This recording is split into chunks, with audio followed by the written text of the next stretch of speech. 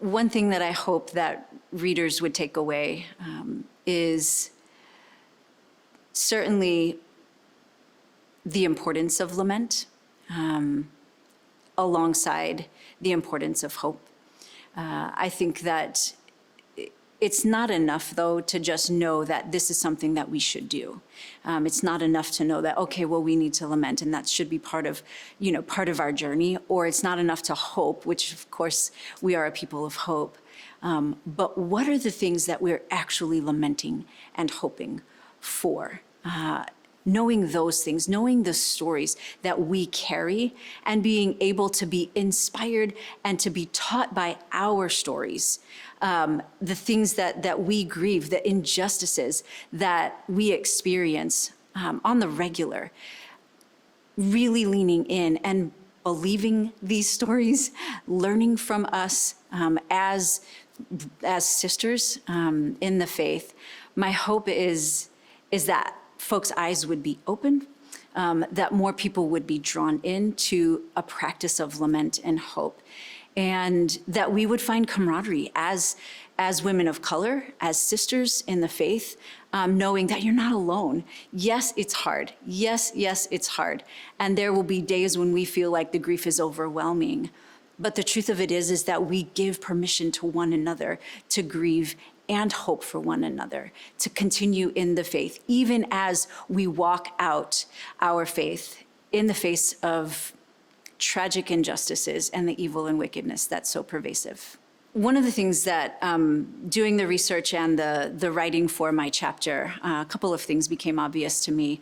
One thing was the generosity that my grandparents always demonstrated to me, and how they somehow did not get caught up in that pattern of greed and materialism in the ways that here in America, it's just almost normal. It's just really almost normal. And I had to be honest about my own entrapment that happens in the battle that I have to face in keeping those forces of culture at bay. And so really being honest of like, gosh, my grandparents came with one suitcase for each person in their family, 5 suitcases from Cuba to Miami in 1961.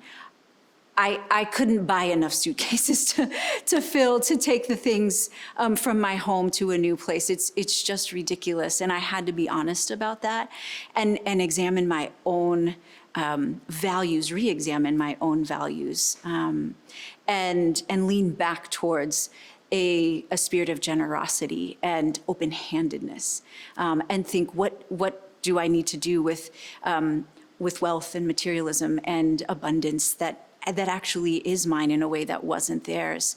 So that is true for that one thing. And then secondly, in trying to find the woman that I highlighted, what I realized was there really aren't loads and loads of women who, from either Cuban American, especially Cuban American historic women, but even Cuban theologians. It was just really difficult, and it took quite a bit of time for me to realize, Latinas in theology, so many. Cubans or Cuban Americans, that's a very, very narrow slice currently. And while that was a little bit difficult, what it also helped me to realize is we're paving the path forward. Women like me and other Cuban American theologian sisters, we are paving a path forward so that in the future, as other women come behind, they have folks to look at, and they have sisters to point to say, oh, she's from my ethnicity, she's from my background, she led the way, she has done these things. Oh, there are my people, and I can look back, and there is a path, and there is a history for me to lean back on.